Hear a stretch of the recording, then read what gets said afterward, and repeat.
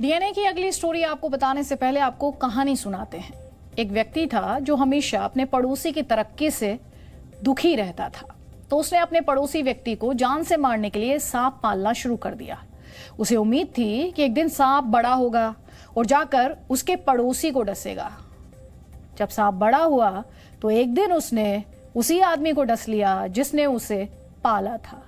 कहानी का सार यह है कि किसी की तरक्की से जलिए मत, आप खुद तरक्की कीजिए, और अगर सांप पालेंगे तो वो आपको ही डसेगा, क्योंकि उसकी प्रकृति ही डसना है। यहाँ सांप आतंकवाद है। सांप पालने वाला इंसान पाकिस्तान है और वो पड़ोसी मुल्क हिंदुस्तान है। दरअसल पाकिस्तान ने हमेशा से भारत के खिलाफ आतंकियों को पाला पोसा है, बढ़ावा दिया है, और इसी क्रम में उसने अल-कायदा और तालिबान जैसे आतंकी संगठनों का समर्थन किया। लेकिन अब यही तालिबान पाकिस्तान के खिलाफ लगातार हमले कर रहा है। हालांकि ये तालिबान अफगानिस्तान के तालिबान से थोड़ा अलग है। इस संगठन का नाम है तहरीक-ए-तालिबान पाकिस्तान, जिसे आप टीटीपी के नाम से भी जानते होंगे। मीडिया रिपोर्ट्स के मुताबिक टीटीपी ने अफगानिस्तान के बॉर्डर से सटे खैबर पख्तूनख्वा में एक पाकिस्तानी सैनिक का कत्ल कर दिया है। उसके बाद उसका शव पेड़ पर लटका दिया गया। शव के साथ एक धमकी भरी चिट्ठी भी लिखी गई, जिसमें स्थानीय लोगों से कहा गया था कि कोई भी मरने वाले के जनाजे में शामिल नहीं होगा, और अगर हुआ तो अंजाम बुरा होगा। इस हत्या पर पाकिस्तान की फौज या सरकार की तरफ से कोई आधिकारिक बयान नहीं आया है।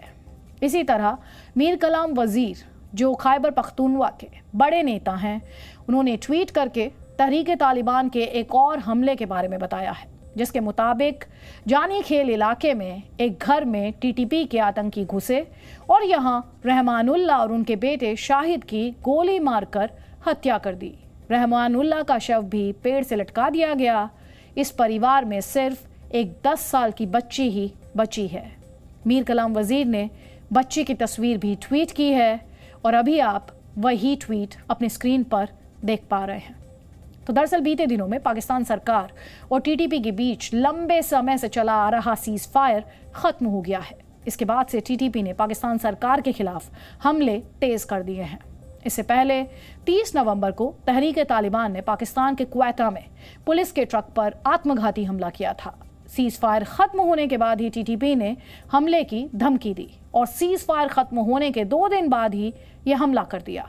इसमें 4 लोगों की मौत हो गई थी, जबकि 30 से ज्यादा लोग घायल हो गए थे, जिसमें कई पुलिसकर्मी भी शामिल थे। तो 2007 में तहरीक-ए-तालिबान पाकिस्तान कई छोटे छोटे आतंकी संगठनों से मिलकर बना, जिसका मकसद पाकिस्तानी फौज से मुकाबला करना और पाकिस्तान में शरिया पर आधारित एक कट्टरपंथी इस्लामी शासन कायम करना था। इस संगठन को आतंकी बैतुल्लाह मसूद ने बनाया था। एक अनुमान के मुताबिक टीटीपी में 30,000 से 35,000 तक आतंकी शामिल हैं। इस संगठन का ठिकाना अफगानिस्तान पाकिस्तान सीमा पर मौजूद कबायली क्षेत्र है, और ये आतंकी संगठन अल-कायदा से काफी जुड़ा हुआ है, कनेक्टेड है। दरअसल जब अफगानिस्तान में अमेरिका ने हमले किए, तब अल-कायदा के काफी आतंकी अफगानिस्तान से पाकिस्तान भाग गए, और अब ये सभी तहरीक-ए-तालिबान से जुड़ चुके हैं और पाकिस्तान में इन हमलों को अंजाम दे रहे हैं। 2014 में पेशावर में आर्मी स्कूल पर हमला आपको याद होगा। तहरीक-ए-तालिबान ने वो हमला किया था जिसमें 150 लोगों की मौत हुई थी, और इसमें अधिकांश बच्चे थे। तो कहा भी जाता है जो आप बोएंगे वो काटेंगे, और यही अब पाकिस्तान के साथ भी हो रहा है। उसने आतंकवाद की फसल बोई, उसामा बिन लादेन जैसे दुनिया के मोस्ट वांटेड आतंकी को छिपाया, तो अब उसका अंजाम पाकिस्तान को भुगतना पड़ रहा है।